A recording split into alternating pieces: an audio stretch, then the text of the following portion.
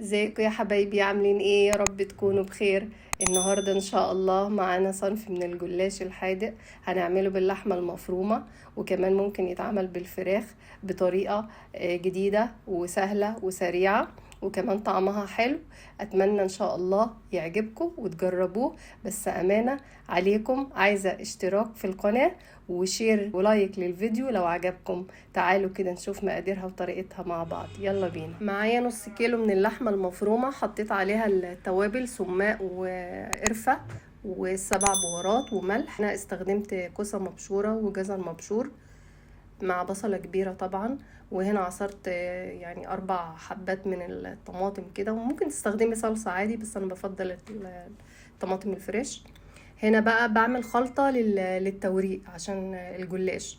حطيت اول حاجة بيضة، معلقة دقيق، معلقة نشا هرمية، معلقة من البيكنج باودر، معلقة ملح، كوباية من اللبن، واللبن يكون دافي، ومعلقة من الخل علشان زفارة البيض طبعا.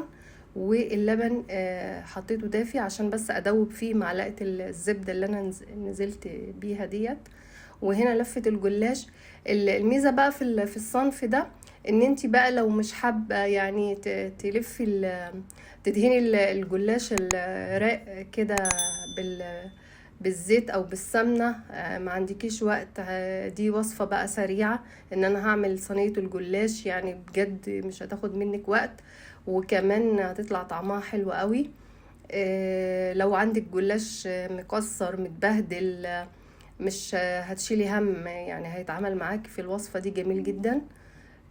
قطعت انا الرول الجلاش نصين عشان بس اضمن ان يكون النصين قد بعض بالظبط. بقطعه شرايح كده زي ما انتوا شايفين، لازم يكون يعني افرده كويس قوي. وهنا جبت القالب بتاعي اللي انا هعمل فيه، او صينيه اللي انت هتستخدميها، دهنتها رشه من الزيت، ونزلت بنص كميه الجلاش وفردته في الصينيه. وباجي بقى بالخليط بتاع التوريق ده، وبدهن الصينيه كلها.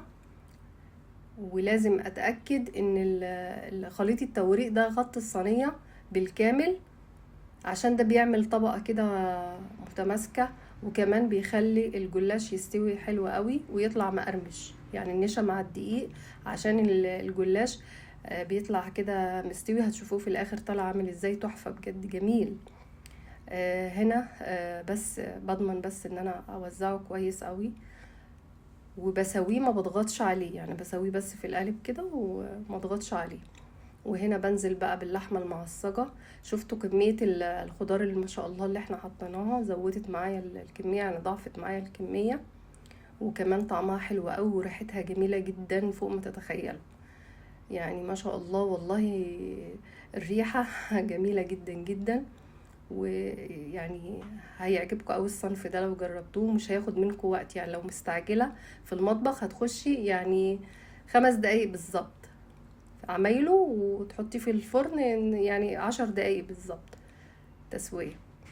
هنا باقي خليط التوريق انا حطيته على القالب اهو، بيعمل كده. ده بقى مع الخليط التاني كده بيمسك بقى طبقات الجلاش، برضو ما بضغطش عليه، انا بسويه بس مع بعض كده.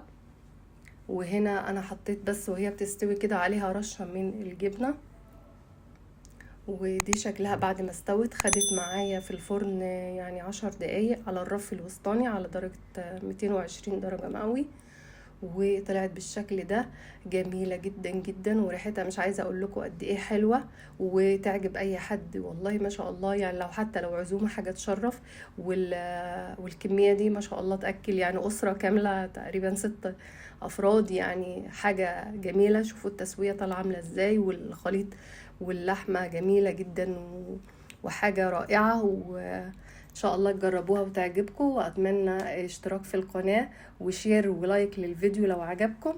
واشوفكم على خير ان شاء الله في وصفة جديدة سهلة مع طبخة سهلة. الى اللقاء.